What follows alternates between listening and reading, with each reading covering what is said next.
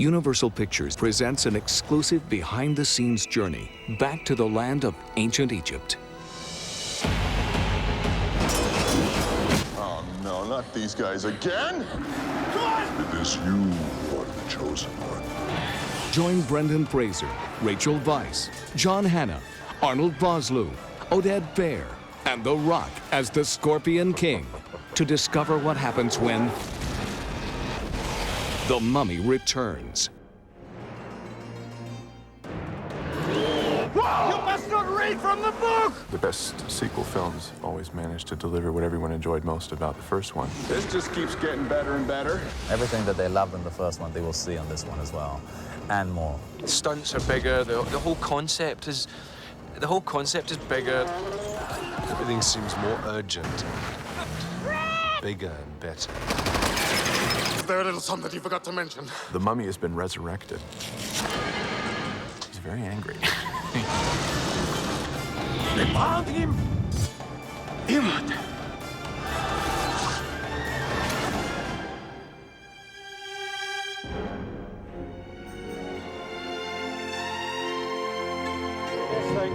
Okay, here we go then. And action! After the enormous worldwide success of Universal's 1999 release The Mummy, the creative team of Stephen Sommers, James Jacks, and Sean Daniel were already making plans for a sequel. By the time we finished making Mummy 1, I had all these ideas, and I thought, oh, wouldn't it be great to make a sequel? Because I think I could even, do better. All this stuff's being sucked from every angle of the volcano down to the hole. It needed to be a new adventure, a new story, new special effects. I didn't want to rely on old tricks. I had to, take it to a whole new level, make it, not only bigger, but try to make it much better.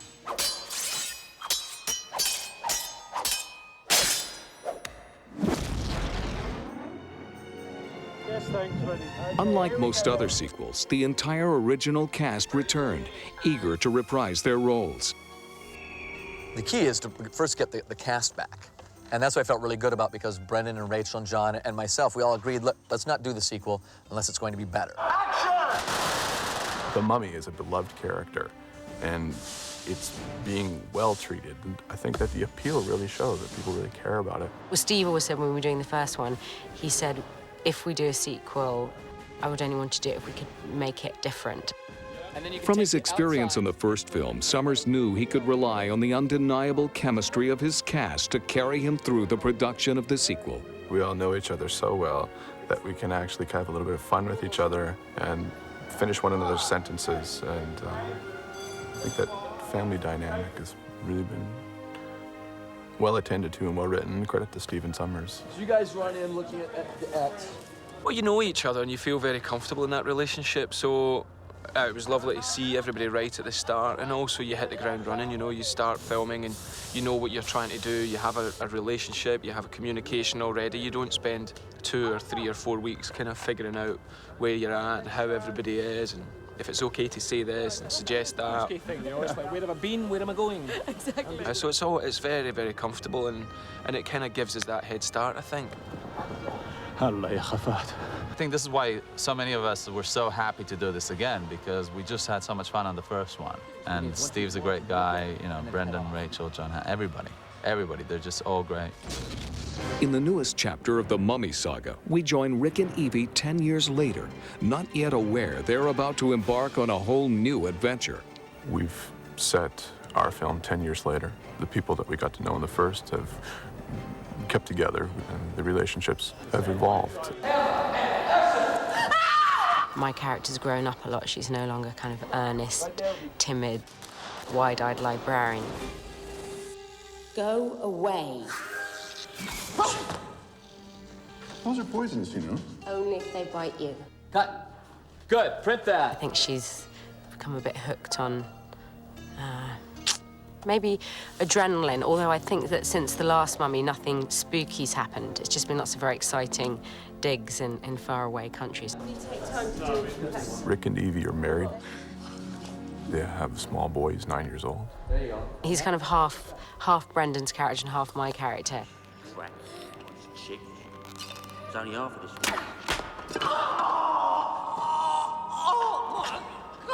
Well, from my dad, I've inherited heroism, adventure. Alex? from my mum, It's the year of the scorpion. I've inherited the love of Egypt.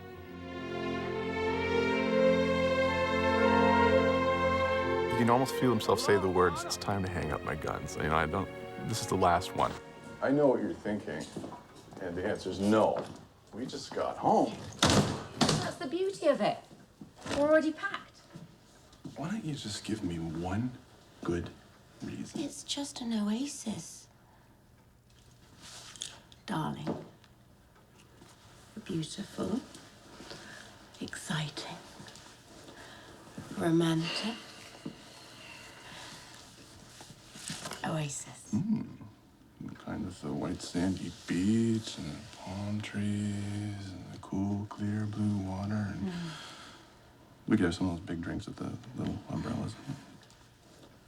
Sounds good. Sounds too good. What's the catch? Supposedly it's the resting place of Anubis' army. Yeah, you see? I knew there's a catch. There's always a catch. My character still really kind of wanted to go on more archaeological adventures. That's the emblem of the Scorpion King. And she wants just one last discovery. She has a curiosity that's insatiable. The bracelet of Anubis. They make a discovery that is quite startling and very real, and with it comes a curse. And this time, the curse is personal, as Rick and Evie's son is kidnapped. And they must seek the help of an old friend to return him to safety. My little boy's out there. I'm gonna do whatever it takes to get him back. You give me that gold stick there, and you can shave my head, wax my legs, and use me for a surfboard. Didn't we do that in Tripoli? I have 7 days to enter the Pyramid of Gold before the life gets sucked out of me.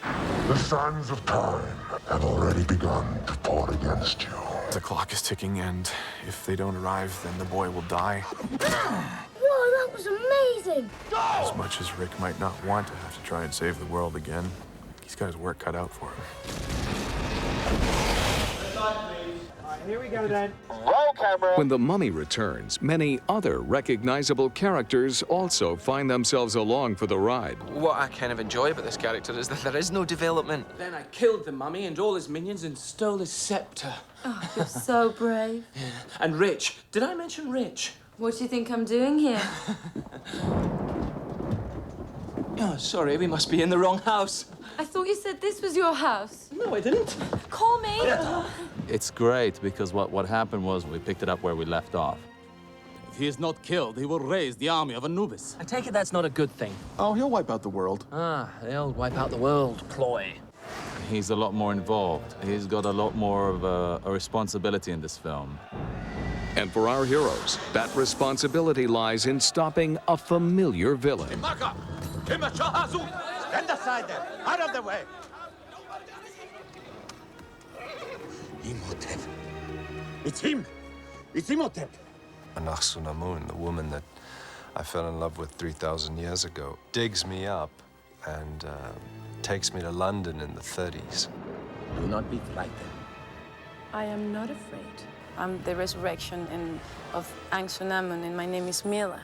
So my mission is to resurrect the mummy, because then the mummy can bring me back to who I really was. We've kind of tried to build the whole relationship, because in the last movie we had all of 6 or 7 minutes at the beginning of it, you know, to do it. But this time is sort of more of a line throughout the film. This place is cursed. Did you acquire what we asked? Alex, I want him back, Rick. when the time comes, I shall truly enjoy killing you. I'll get him back, Evie, I promise. I know you will. Finding the balance between colossal visual effects, intriguing storylines, and strong characters, the tireless efforts of writer-director Stephen Sommers was more key than ever before. He really, really works and pushes, and that really inspires the crew to work harder, too. It's a tough physical movie, and he has to work very hard. Stand by, everyone. Quiet, please. Rehearsing. Now, how far can I turn?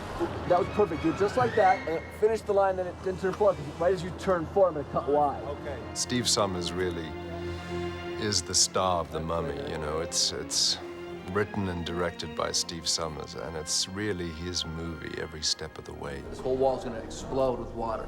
What, when I'm running? Yeah. If you don't run fast enough, it's gonna take you out and shoot you through that wall back there. You'll be dead in a second. Aren't I good with kids? I'm real good with kids, aren't I? Yeah. The film wouldn't be possible if Steven didn't have this level of energy, because he kind of acts everything out for us. Come right into this lens. Stop right here. I think Steven's metabolism is probably spiked another 100 points. It's hard to keep up with the guy because he has such energy. He's written all this and imagined it all, and he sees it all coming to life. And he has enough energy for 100 people. One more time, Arnold. Give me a bigger pause. I'll cue you to say the second line. Here we go, and action! If you watch him as he directs, he throws his hands in the air. It's like he's almost consuming the images. Closer, closer, it's getting closer, closer, closer, go! He spurs everyone on and urges everyone on and keeps everything kind of bobbing up in the air. It's like a kid in a toy shop. And they're still screaming, but it's... You can't sit down when the director's, you know, the end of the day after 12 hours of work, he still is standing up and running around and rushing and stuff.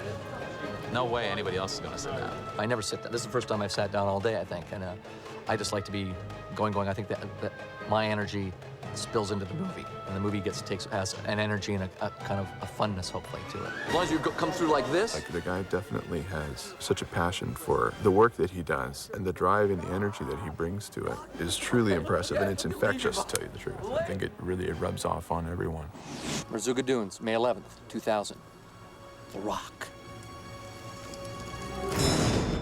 To join the returning cast members, Steven Sommers created a new villain. The Scorpion King. Scorpion King? The Scorpion King. I play a character called the Scorpion King. WWF superstar The Rock makes his motion picture debut, breathing life into Rick O'Connell's newest foe. He was a fierce warrior, and he led thousands and thousands of men. He conquered a lot of land, and he conquered a lot of armies. He should cheat a little bit more further to his right. That's great. I'm directing The Rock. For me, actually, the real key was when we sent it to The Rock. You know, he doesn't have to do this movie. He's got many things on his plate. But he read the script and said, oh, I want to play this part. This will be fun. And then I knew we really had something.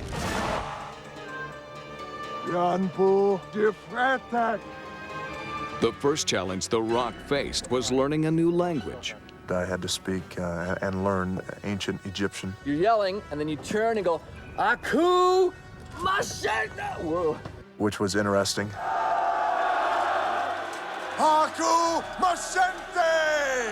I'll have that with me for life. I'll always remember that one. What do you want me to go to on this, Steven? And as far as for preparing for the role, you know, I'm in decent shape. I just had to prepare for the sun, but there is no preparing for the sun out here in Morocco. Aku Mashente is the command. In Arabic, it means it's hot as hell.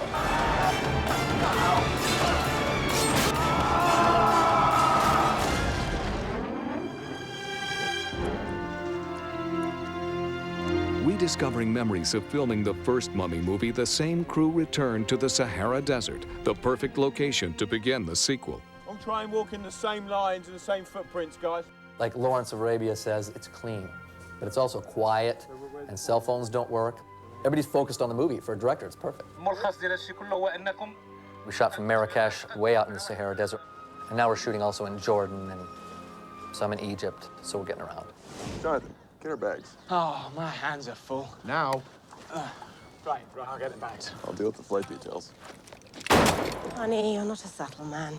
We don't have time for subtle. I find ancient Egypt really fascinating. That's part of the reason I did the first movie. I love the whole culture and everything about that era. Morocco has that spiritual thing, you know, when you wake up in the morning and you hear people calling to prayer, and so much spirituality in that place that actually, I think all of us were very, very much into it. It has the largest sand dunes in the world, so we can put the camera way back and put characters in the background, so that as far as the eye can see, it's like there's not a footprint in sight. While shooting in these exotic locations presented its own set of obstacles, another challenge the filmmakers faced was elevating their own standard of stunning visual effects. Action! To accomplish this, Sommers reteamed with the wizards at Industrial Light and Magic under the guidance of visual effects supervisor John Burton. That's pretty good. First question you always ask when you're working on a sequel, you know, what can we do to top ourselves? 3, 2, 1.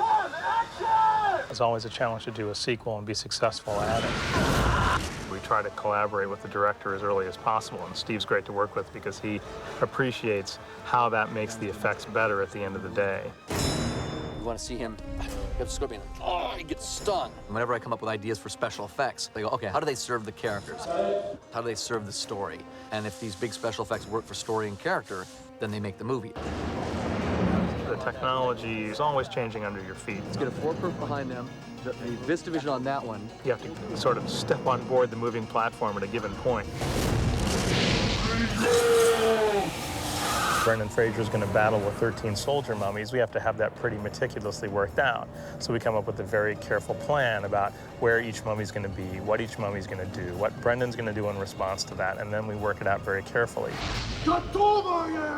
Exactly like that, the timing, get into do the whole performance again for yourself. Let's do it. It's like, what would really be happening here, and how do we now create part of that using visual effects and part of that using photography so that everything looks like it's all happening at the same time.